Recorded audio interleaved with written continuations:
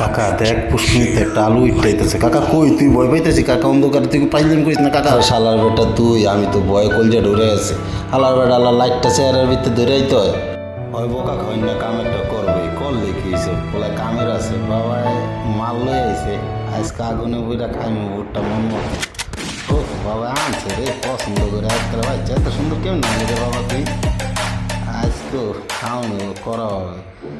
আরে ওটা ওই যে দেখ অন্ধকার ওটা কি এনে তোরে বাবা রে বাবা, দর্শক দেখছেন কি ভয়ঙ্কর অবস্থা। আমার জঙ্গলের ভিতরে, গভীর জঙ্গলের ভিতরে লেগেছে ভুট্টা খাওয়ানোর লেগা।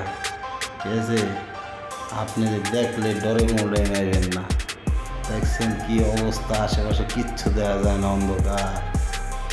এই জায়গা পাল্লায় পইরা ভুট্টা খাইতে তাইছি জঙ্গলের ভিতরে, আল্লাহ জানে আমার কি অবস্থা হয়। ওরা তো দেশের অগত কোনো ঘটনাই না, আমি তাইছি ঢাকাতে, আমার তো পুরো পিলেই চমকে যায়। তাই ওদিকে যেই অন্ধকার, বাপ রে বাপ। বাপ জানে কত আছে কামের কাম। ধন্যবাদ আর কাঁচামরিচ ব্লেন্ডার করে লয়ে আইছে, তেঁতুল দিল গাছের আর বিট লবণ চটকাইতেছে। এই পেস্ট দিয়ে আজকে খাম ভুট্টা পুইরা।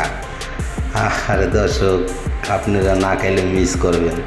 আরে ভাই বেড়াদার কই তোমরা, দেখো কি খাইতেছি আমরা।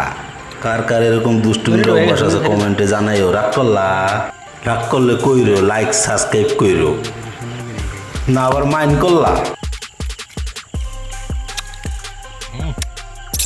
সেই স্বাদ। এত স্বাদ কে ভাই? এত স্বাদ সেই স্বাদ।